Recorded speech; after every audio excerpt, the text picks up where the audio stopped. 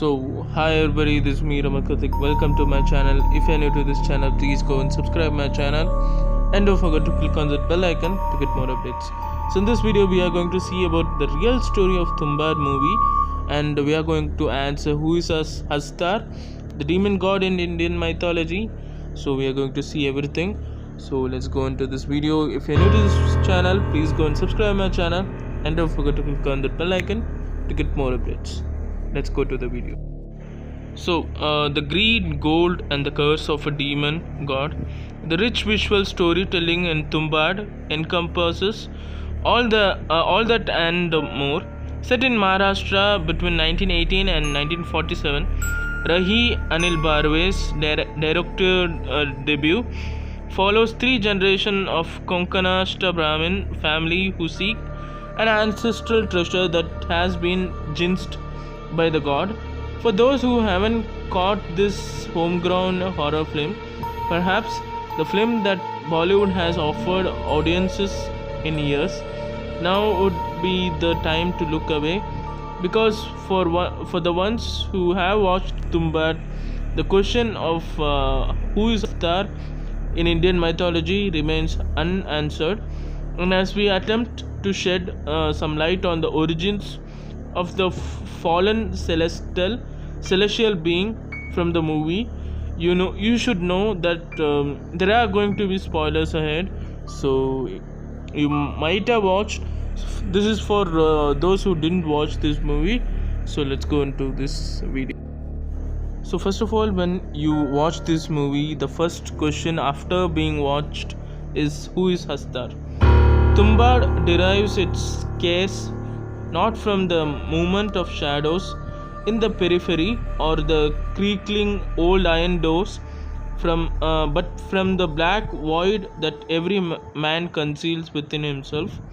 And Hastar, the fallen god turned demon, is the entity that seeks the void within all those who seek his gold. But who was Hastar, and how true is this legend? To understand where Hastar stands in Indian mythology, we first need to understand where he came from. So further we'll see about the origins of Hastar from Tumbbad.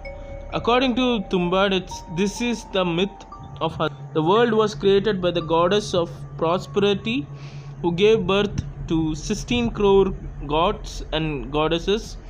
The earth was her womb, and she had large, perhaps endless, reserves of gold and grain. From this womb sprang her firstborn, her favorite and most evil of her children, Hastar. Though born a celestial being, Hastar's intentions were less than noble. We wished to gain control over the goddess's wealth, while she let him have the gold. His 16 crore siblings declared war on him as soon as he reached for the grain, which fed gods and men alike. Weakened and unable to sustain their attacks, Hastar's mother saved him and contained him back in her womb. But there was a price.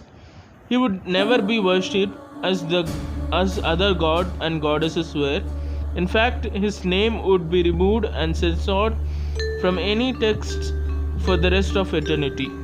So who basically worships is, even though the demon god was never to be worshipped for ages after his imprisonment in the earth, his memory was once again brought to life by a family of Tumbbad in Maharashtra. The narrator of the legend of Hastar and the protagonist of the film, Vinayak, says that the family went against the will of the gods and began to worship their fallen brother because his curse turned out to be a boon for them. Later in the film, we see that Hastar wears a seemingly bottomless purse of gold coins, which members of the family try to dip their hands into at the risk of their lives. Due to this insolence, Vinayak is heard telling his son, ever since their ancestors started worshipping Hastar, the gods have cursed Tumbbad and their rage falls from the heaven in the form of incessant rain. But the weather is perhaps the most pleasant aspect of worshipping an entity whose existence was to be erased by the divine order. All those who worship Hastar find themselves caught in a cycle of greed that repeats itself generation after generation, bringing misfortune and destroying families and lives.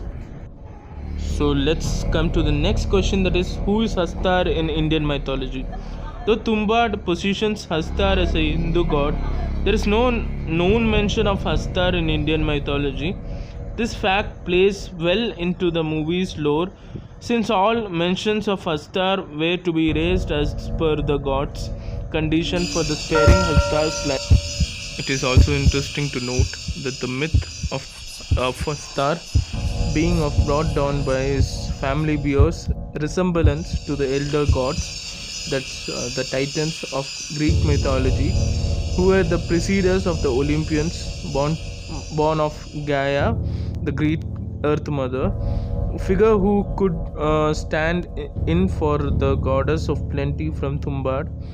But while Cronus was the leader of Titans, who was eventually brought down by Zeus, his own son, Hastar seemed to be an outcast from the very beginning.